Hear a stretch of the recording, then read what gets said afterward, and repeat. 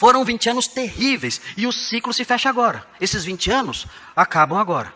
Ele saiu fugindo e volta fugindo. Terminou a fase de Harã. A vida dele vai continuar sendo difícil. Irmãos, muito difícil. Se os irmãos olharem a avaliação que ele próprio fez, no capítulo 47, vejam, Gênesis 47. Vejam a avaliação que ele próprio fez. Gênesis 47, 7 a 9. Aqui ele já tem 130 anos. Já está bem velhinho já. 130 anos não é qualquer um que chega não, né? Aqui ele já tem 130 anos de idade. E ele vai conversar com o faraó. E veja o que ele vai falar. Gênesis 47, 7 a 9, fala assim. Trouxe José a Jacó, seu pai, e o apresentou a Faraó. E Jacó abençoou a Faraó. Perguntou o Faraó a Jacó, quantos são os dias dos anos da tua vida? Ou seja, quantos anos você tem? Ele perguntou para Jacó. Aí Jacó vai responder.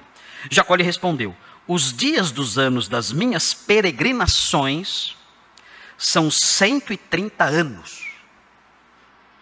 E olha o que ele diz. Poucos e maus foram os dias dos anos da minha vida. E não chegaram aos dias dos anos da vida de meus pais, nos dias das suas peregrinações. Bom, poucos, eu acho que é um exagero. Porque se eu chegar aos 130 anos, eu não vou dizer que foram poucos anos, né? É muito, muito tempo para os nossos padrões. Para os padrões dele, claro, eram poucos. Mas 130 anos. E ele diz, esses 130 anos foram anos maus. A minha vida foi uma vida ruim. Que triste isso. Chegar aos 130 anos e dizer, a minha vida foi uma vida muito ruim. Mas, Jacó, você não ficou rico? Fiquei. Fiquei muito, muito rico. Camelos, servos, gado aos montes. Muito rico.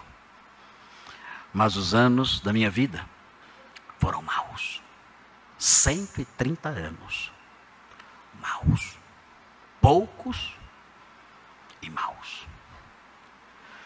Então, quando nós olhamos para isso, nós vemos, claro, esses anos maus, essa história triste, tudo isso Deus usou, e não podemos perder nunca isso de vista, tudo isso Deus usou para dar andamento à história da salvação.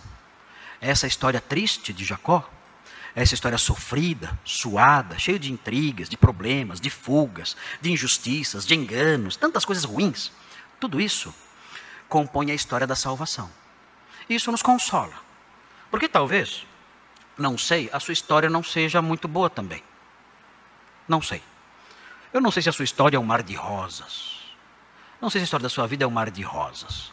Uma história linda, só com flores, né, e coelhinhos e esquilinhos em volta, né, e um fundo musical ali tocando e só florzinhas coloridas. Não sei se a sua vida é assim. Mas o que eu quero dizer com isso é que o fato de uma vida ser marcada por tantos reveses, tantos dissabores, tantas lutas, tantas dores, tantas tristezas, tantas intrigas, tantos temores, não significa que Deus não está trabalhando por meio dessa vida, por meio dessa história, para realizar a sua obra de salvação neste mundo. Deus usou a história de Jacó, essa história feia, essa história marcada por tanto sofrimento. Deus usou essa história para realizar seus alvos salvadores, seus alvos remidores na história do mundo. E pode ser que Ele esteja usando a sua história amarga, pode ser que Ele esteja usando a sua história triste, cheia de lágrimas, cheia de lutas, de injustiças, de intrigas, de brigas familiares. Pode ser que Ele esteja usando tudo isso para realizar uma obra de redenção e de salvação na vida das pessoas. Quem? Que pessoas? Não sei. Mas o Senhor usa histórias assim, amargas, tristes, difíceis, para fazer com que os seus planos salvíficos caminhem para frente.